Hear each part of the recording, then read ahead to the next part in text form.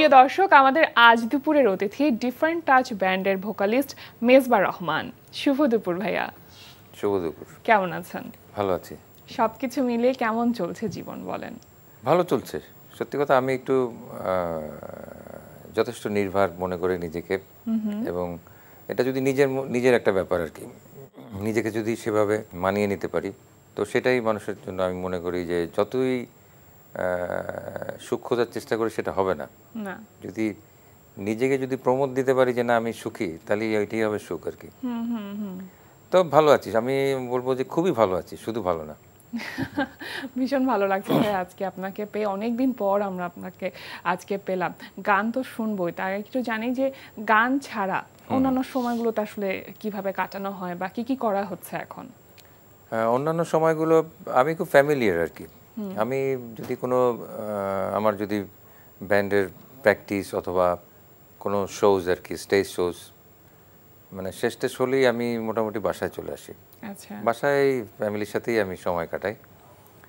হয়তো ওখানে বসে একটু ব্রাউজ করছি, গল্প করছি বাচ্চাদের সাথে, একটু গল্প টল্প করা, এটাই আর কি সময় কেটে যায় আমার। আচ্ছা। ব্যান্ডটা তো বেশ অনেকটা দিন একটা বিরতিতে ছিল, সেই সময়টা কাজ না করার জন্য মন খারাপ হতো কি? হ্যাঁ হতো, কিন্তু ওই সময়টা আমার ফাদার, উনি খুব অসুস্থ ছিলেন, ক্যান্সার ছিল ওনার। তো ওই সময়টা ওনার সাথে আমার অনেকটা সময় দিতে হয়েছে, এবং ওনার যে বিজনেস ছিল, আমি যেহেতু বড় ছেলে, তো আমাকে একটু ওইখানে সময় দিতে হয়েছিল আর কি। তো ওই জন্য একটা, আর আমাদের তো আমরা জানি যে বিষয়টা, সেটা হলো যে ঢাকা থেকে চলে যাওয়া মানেই সব কিছুর সাথে ডিসকানেক্ট হয়ে যাওয়া।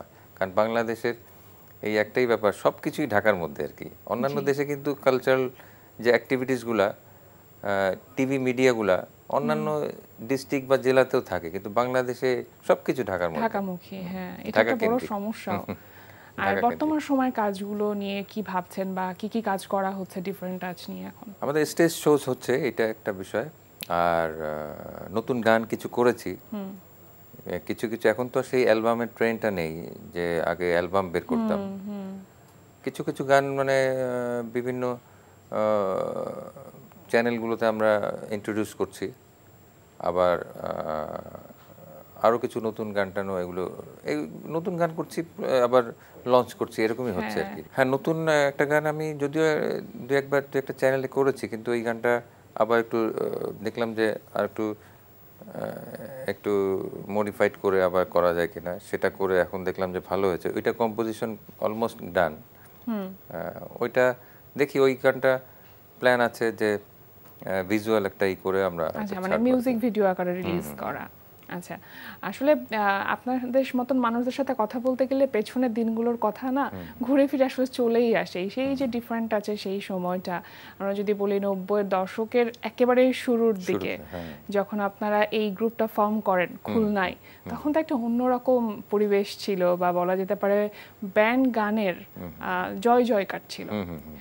সেই সময়টার কথা যদি বলতে চান, তাহলে কোন কোন বিষয়গুলো আসলে সব থেকে বেশি মনে পড়ে? ওই সময় আমরা আসলে নবীন ছিলাম, মানে এবং সত্যি কথা ওই সময় তো একটা মানুষের মানে একটা কথা আছে না যে এখন যৌবন যা যুদ্ধে যাবার সময় আর কি। তো ওই সময় একটা ব্যাপারই ছিল আলাদা, মানে কৈশোর পেরিয়ে একটু বড় হয়েছি, তখন কিছু কিছু গান শুনে ইনফ্লুয়েসড হয়েছিলাম। যদিও আমি এটা একটা ডিফারেন্ট স্টোরি, যে আমি কিন্তু মানে গানের জগতে মানুষ ছিলাম না। আমি ধ্যান জ্ঞান সব কিছু ছিল, আমি প্লেয়ার হব আর কি, এরকম আমার একটাই ছিল। এবং আমি ফুটবলার হতে চেয়েছিলাম, এবং আমি মোহামেডান ক্লাবে, বাংলাদেশের যে বড় ক্লাব, তাদের একটাতে আমি জয়েন করেছিলাম। কিন্তু ওই সময়টা আমি জাস্ট ম্যাট্রিকুলেশন আমার কমপ্লিট হয়েছে, রেজাল্ট বের হয়নি। তো আমার বড় বোন এবং দুলাভাই, ওনারা তো ছিলেন ঢাকায়। তা আমি ওই ম্যাট্রিক পরীক্ষা দিয়ে চলে এসেছি ঢাকায়। আচ্ছা। তো আমার খেলা দেখে আমার এক বড় ভাই, মানে কামাল আহমেদ, উনি ছিলেন মোহামেডান ক্লাবের কি বলে ওই আজীবন সদস্য আর কি ওখানকার। তো উনি আমার খেলা খুব পছন্দ করতেন। তখন বলে যে তুমি এবং তার মনের মধ্যে একটা ছিল যে আমি প্লেয়ার হবো এরকম। সে আমাকে নিয়ে গেল মোহামেডান ক্লাবে, এবং ওখানে যারা ছিলেন সব বড় বড় প্লেয়ার, তাদের সাথে পরিচয় হলো। এবং বললো তুমি তাহলে আমাদের ক্যাম্পে জয়েন করো। তো আমি ঠিক আছে তাহলে আমি খুলনা থেকে ঘুরে আসি। একটা পারমিশনের একটা ব্যাপার আছে, যেহেতু আমি ম্যাট্রিক পরীক্ষা দিয়েছি সে সময় তো খুব তো বেশি বড় না, কলেজেও উঠিনি আর কি। মানে তখন আব্বা আমাকে ভীষণ করলো আর কি, প্রশ্নই ওঠে না তোমাকে এখানে আমি ভেবেছিলাম যে ম্যাট্রিক করার পরে এখানে আমি হয়তো কোনো কলেজে ভর্তি হবো আর কি। তা আব্বা এটা একদমই রাজি হয়নি। তা ওই স্বপ্নটা আমার হয়ে গেল আর কি, আমি আর মরণ ক্লাবে খেলতে পারলাম না আর কি। আচ্ছা, বলে তোমার পড়াশোনা নষ্ট হবে, তুমি এখন কেবল ম্যাট্রিক পরীক্ষা দিয়েছো, তুমি এখন তোমার তো পড়াশোনাই শেষ, তুমি কি। তারপরে তো আপনি হচ্ছে রিপল ট্র্যাক নামে একটা ব্যান্ড দলের সাথে কাজ করছিলেন। যখন কলেজে উঠলাম, হ্যাঁ কলেজে ওঠার বেশ পরে হ্যাঁ দেখি আমার এক বন্ধু একদিন বলে যে আমি তো গিটার শিখি, জি, আমার বন্ধুটার নাম হলো কাজল, তো যাবে একদিন আমার সাথে। আমি চল যাই, একটু দেখি এটা নতুন একটা জিনিস। তারপর বলে যে ঠিক ওই টাইমে চলে আসিস। তা আমি এবার ঠিক ওই টাইমে ওর চলে গেলাম। তখন বললো দোস্ত একটা কাজ কর, তো ওই সময় তো বাইসাইকেল, তুই গিটারটা একটু ধর, আমি তো সাইকেল চালাবো আর কি।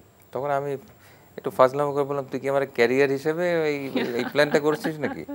তখন বলে না না দোস্ত কোনো সমস্যা নেই, চল আমরা দরকার হলে তুই সাইকেল চালাবি, আমি পিছনে ধরবো। হ্যাঁ তো যাই হোক পরে গেলাম, এবং সত্যি কথা ওইটা শুনে আমাদের ওখানে এক ভাই ছিলেন, উনি পরে আমার ব্যান্ডের সাথে উনি ছিলেন, পান্না ভাই।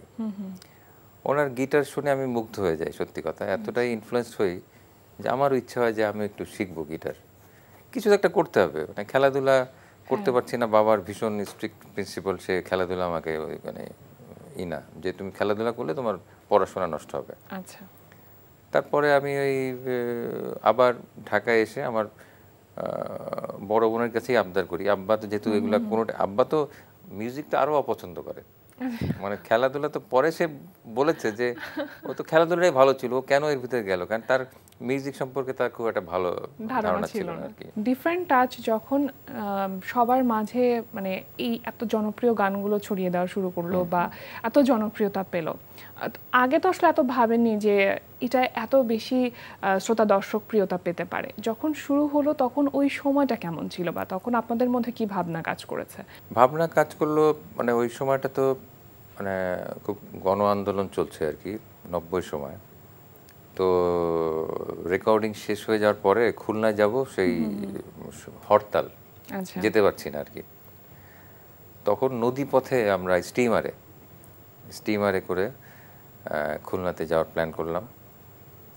তখন স্টিমারে তো আপনি জানেন কিনা জানি না, অনেক ক্যাবিন বা রুম থাকে, তার সামনে একটা ডেক বা আপনার ওই ব্যালকনি থাকে আর কি। তা আমরা একটা রুমে আমরা 2-3টা ফ্রেন্ড আর কি, আর আমরা সোফায় বসে আছি সামনে। তো পাশের ক্যাবিনের যারা, ওখানে একটা ফ্যামিলি বা ছিল বা আরও অনেকটা গ্রুপ ছিল আর কি, ছেলেমেয়েরা দেখি মানে গান করছে আর কি। তখন ওই সময় যেসব ব্যান্ড ছিল আমাদের, যে সিনিয়র মোস্ট ব্যান্ড, তাদের গানগুলো করছে। ওই সময় আমরা অ্যালবাম রিলিজ করে আমরা ফিরছি আর কি, অ্যালবামটাও রিলিজ হয়ে গেছে আর কি। তখন খুব আফসোস হচ্ছে যে আমাদের গানগুলো কি এরা যেভাবে গাচ্ছে, আমাদের গানগুলো যদি কখনো যদি পপুলার হয় তাহলে তখন তো ওরা আমাদের গানও করবে, কিন্তু এই সৌভাগ্য কি আমাদের হবে, আমরা খুব আফসোস করছিলাম আর কি। এবং ফরচুনেটলি সেটা তো হয়েছে একদম একদম। সেটা আমার মনে পড়ে খুব, যে ওই ঘটনাটা, যে সবাই ওদের গান গাচ্ছে কিন্তু আমাদের গান তো অপরিচিত, এখনো শুনতে পারিনি তারা। আসলে এত এত গল্প ভাইয়া আপনাদের, মানে এগুলো শুনতে মানে চাইলে আসলে অনেকটা লম্বা সময় লাগবে। হ্যাঁ, একটি গান শুনি এখন আমরা। গান না, আমরা যে শোজগুলো করি আর কি, সাধারণত স্টেজ যে প্রোগ্রামগুলো করি, ম্যাক্সিমামে দেখা যায় যে কোনো রিইউনিয়নে আমরা যাচ্ছি, কোনো স্কুল কলেজ ইউনিভার্সিটির রিইউনিয়নে আর কি। তখন আমার বেটার হাফ মিসেস বলল যে তুমি একটা গান করতে পারো, তো রিইউনিয়নের উপর একটা গান করতে পারো। আচ্ছা, তো ওই চিন্তা থেকে ওই সময় আমি এই গানটা মানে একদিনের মধ্যেই গানটা করি, কিন্তু পরে আবার একটু চেঞ্জ করেছি আর কি, সেই গানটা একটু ট্রাই করছি আর কি। জীবনের নানা ব্যস্ততায় সময়গুলো হারিয়ে যায়, ফেলে আসা সেই দিনগুলো কেন বারবার ফিরে তাকায়, চলো খুঁজে নেই আবার সেদিন অনুভবে বন্ধু আবার কবে দেখা হবে, বন্ধু আবার কবে দেখা হবে।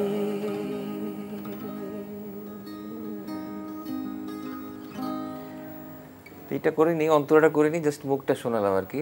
মানে একটি গান যে মানুষের আবেগকে কতখানি স্পর্শ করতে পারে, আমার কাছে মনে হয় গানটি তার প্রমাণ। আপনাদের অসংখ্য জনপ্রিয় গান আছে, মানে শ্রাবণের মেঘগুলো জড়ো হলো আকাশে, দৃষ্টির প্রদীপ জেলে, এবং আমার কাছে মনে হয় হ্যাঁ এই গানগুলো যত শোতেই আপনারা যান না কেন এই রিকোয়েস্টগুলো আসতেই থাকে। একটি ব্যান্ড দলের জন্য বা একজন সিঙ্গারের জন্য এরকম একটি ট্রেডমার্ক থাকা, এমন একটা স্ট্যান্ডার্ড থাকা যেটাকে স্পর্শ করা সেই শিল্পীর জন্য বা সেই ব্যান্ড দলের জন্য সম্ভবপর হয়ে ওঠে না।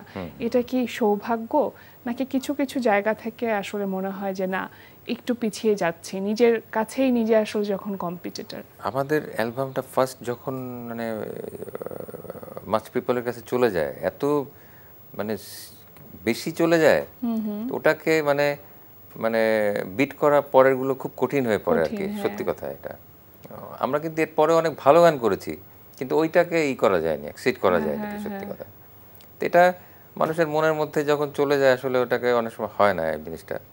এটার আমি আমি নিজেরা আমরা বুঝতে পারি না, অনেক ভালো ভালো আমরা খুব বুঝে শুনে জেনে বুঝে গান করেছি, ইচ্ছে মানে আমাদের মনের ইচ্ছাও ছিল ওই গানগুলো হয়তো মানুষের মনে যাবে, কিন্তু দেখলাম যে প্রথমটাকে বিট করতে পারেনি কোনোভাবেই। এটা কি ইতিবাচক বলে মনে হয়? না, ইতিবাচক না, এগুলো মানুষের একটা মানুষের মনের মধ্যে কি বসবাস করে আসলে বলা মুশকিল। এটা ইতিবাচক আমার কাছে, আমি ইতিবাচক মনে করি না। আচ্ছা, মানে আমরা তো আরো ভালো গান করেছি, কিন্তু সেগুলো সবসময় ওগুলোই শুনতে চাই বেশি, যে ওই পুরোনো গানগুলোই গাইতে হবে। আচ্ছা, সময়ের সাথে সাথে কিছু কিছু গান যে একদম হয়নি তা না।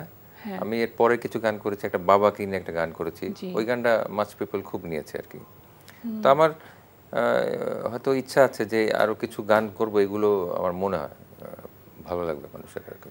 শ্রোতা দর্শকদের সময়ের সাথে সাথে রুচির একটা পরিবর্তন হয়। যে সময় আপনারা গান করেছেন এবং এখনকার যারা শ্রোতা দর্শক তাদের রুচির পার্থক্য অনেক, এবং জেনারেশনটাও তো আসলে চেঞ্জ হয়েছে। সেই জায়গা থেকে একজন শিল্পী হিসেবে গান করাটা কি একটু চ্যালেঞ্জিং বলে মনে হয় কিনা? আসলে সময়ের সাথে সাথে তো আসলে মানুষের টেস্ট চেঞ্জ হয় আসলে, হ্যাঁ সব কিছুই চেঞ্জ হয় আর কি। এটা সবসময় হয়েছে, আমাদের আগের যে জেনারেশন ছিল তাদের থেকে আমরা একটু ডিফারেন্ট করেছি, আবার এখন সময়ের সাথে সাথে সেটা চেঞ্জ হয়েছে। এটা হবে হয়তো, সে নেক্সট ইয়েতে আরো আরো চেঞ্জ আসবে আর কি, তাই না? তো সেটা নিয়ে তো ভাবলে হবে না এখন, কিন্তু আমরা আমাদের জায়গায় এটা আমাদের সেই টিপিক্যাল যে স্টাইলটা ওইটাই ধরে রেখেছি। আচ্ছা, যেমন আমরা সুর এবং কথা এগুলো কম্প্রোমাইজ করি না, সুর এবং এগুলো আমরা আগেও যেমন ছিল স্ট্যান্ডার্ডটা মেনটেন করি। অনেক সময় দেখবেন আপনি অনেক ভাইরাল হয় যেগুলো খুব সস্তা কথা, খুবই মানে রুচিহীন কথাবার্তা, এগুলো কিন্তু মানুষের মনের মধ্যে কিন্তু ছড়িয়ে যাচ্ছে। অনেক জায়গায় এই এক্সাম্পলগুলো দিয়েছি, কিন্তু ওগুলোর না গানের কথা নাই বললাম, কিন্তু এগুলো প্রচুর ভাইরাল হয়। কিন্তু আমার মনে হয় না এই গানগুলো কোনো একটা ওই লং রান এগুলো টিকে থাকার মতন গানগুলো তৈরি হচ্ছে। যেমন আমাদের যে আমরা 30 বছর 34 ইয়ার্স ব্যাক দেখেন আমাদের গানগুলো এখনো কিন্তু যখনই আমরা কোথাও গাই মানুষকে পিপলকে আমরা কানেক্ট করতে পারি, এবং নতুনরাও কিন্তু এই গানগুলো কভার করছে। হ্যাঁ, তো এরকম যদি না হয় তাহলে কি বলবো, যে যদি হয়তো নিশ্চয়ই এখনো কিছু গান আছে যেগুলো হয়তো বা নেক্সট 30 ইয়ার্স আফটার 30 ইয়ার্স হয়তো হতে পারে, সেগুলো অন্য জিনিস। কিন্তু সস্তা যে মানে এগুলো গানগুলো আমার রুচিহীন যে গানগুলো, এগুলো আমার মানে খুবই মানে পীড়া দেয় আমাকে, যে গানগুলো মানুষ কিভাবে নেয় এবং মানুষকে থেরাপির মতো তাদেরকে ওইভাবে ঠোকানো হয়, মাথার মধ্যে ঠোকানো হয়, সেগুলো শুনছে।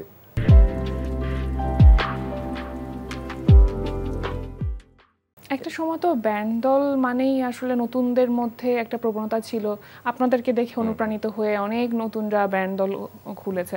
তো এখন তো আসলে সেই আগ্রহটা নেই, এটা কি আবার ফিরে আসবে বলে মনে করেন? এটা আসবে বলে আমি মনে করি না। কেন মনে করি না? কারণ আমরা ব্যান্ড করেছি ওই সময়, কিন্তু অ্যামিউজমেন্টের বা বিনোদনের একটা ছিল, অনেক কম ছিল, স্বল্প পরিসরে ছিল। হ্যাঁ, যেমন ওই সময় একটা চ্যানেল ছিল বিটিভি মাত্র, আর ছিল রেডিও, এগুলো ছিল আর কি, রেডিও ছিল। আর এখন দেখেন কত কিছু চলে আসলো আপনার স্যাটেলাইট চ্যানেল, প্রচুর টিভি, অবারিত দ্বার খুলে গেছে একেবারে।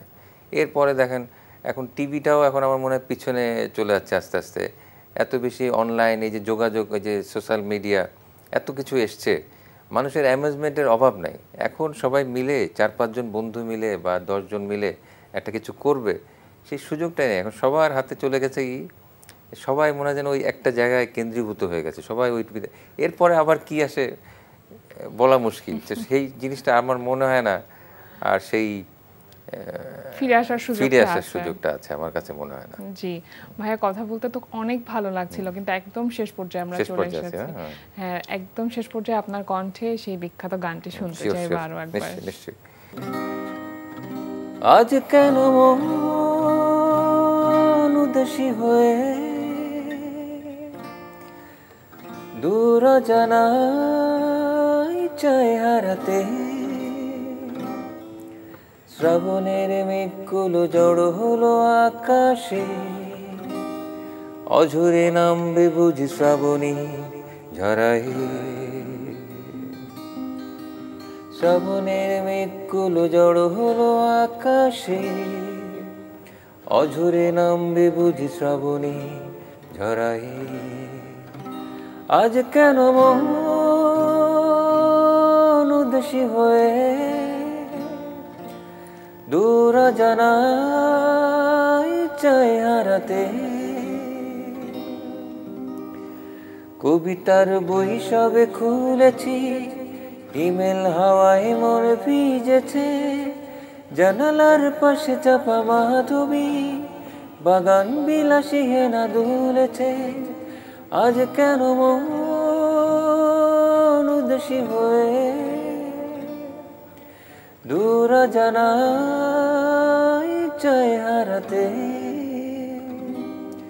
শ্রাবণের মেঘগুলো জড়ো হলো আকাশে, অঝরে নামবে বুঝি শ্রাবণী ঝরাই। শ্রাবণের মেঘগুলো জড়ো হলো আকাশে, অঝরে নামবে বুঝি শ্রাবণী ঝরাই। Thank you. অনেক অনেক ধন্যবাদ ভাই আপনাকে আমাদের আয়োজনে এসে সময় দেওয়ার জন্য। ভালো থাকবেন। অনেক থ্যাংক ইউ, মাই প্লেজার। আর দর্শকদের শুভেচ্ছা, সবাইকে ভালো থাকবেন, আবার দেখা হবে। প্রিয় দর্শক, আমরা চলে এসেছি অনুষ্ঠানের শেষ প্রান্তে। অনুষ্ঠান সম্পর্কে আপনার মতামত জানাতে মেইল করুন আজ দুপুরে @ntvbd.com-এ। বিশ্বের যে কোনো প্রান্ত থেকে যে কোনো সময় আজ দুপুরে দেখতে ভিজিট করুন আমাদের পূর্ণাঙ্গ ওয়েব পোর্টাল www.ntvbd.com-এ। এছাড়া এনটিভি সব জনপ্রিয় অনুষ্ঠান ও খবরের আপডেট পেতে ভিজিট করুন আমাদের ইউটিউব চ্যানেল ও ভেরিফাইড ফেসবুক পেজে। সবার মঙ্গল কামনায় আজকের মতো এখানেই শেষ করছি। শুভ দুপুর।